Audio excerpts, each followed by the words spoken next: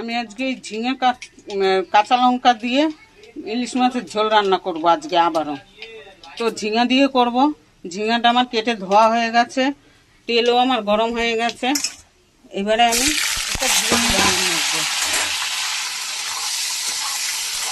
এবার আমি একটু নুন হলুদ দিয়ে আমি পাতলা ঝোল করবো, কিন্তু আজকে কোনো মশলা দিয়ে এটা আমি রান্না করব না। এটা আমি শুধু প্লেন রান্না করব।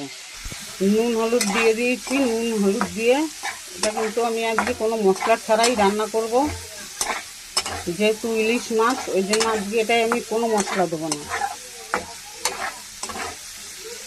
কালকে দেখেছি আমি বেগুন দিয়ে সর্ষে ইলিশ, তো আজকে দেখাবো প্লেন আমি ঝিঙা দিয়ে রান্না। আমি কিন্তু এটা বেশি ভাজবো না। এবারে আমি নাড়াচাড়া করে আমি জল দিয়ে দেবো।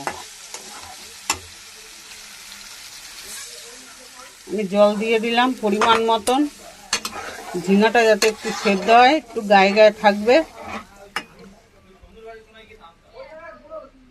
একদম প্লেন হবে এটা আমাদের, কোনো মশলা ছাড়াই রুগীদের রান্না হিসাব মতো দেখে, ওই জন্য আমি এইরকমই ভাবেই রান্না করে খাই, পাতলা ঝোল, কোনো মশলা ছাড়া,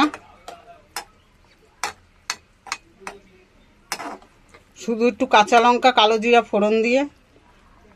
তো আমি মাছগুলো এর মধ্যে দিয়ে দিলাম, এই দেখো।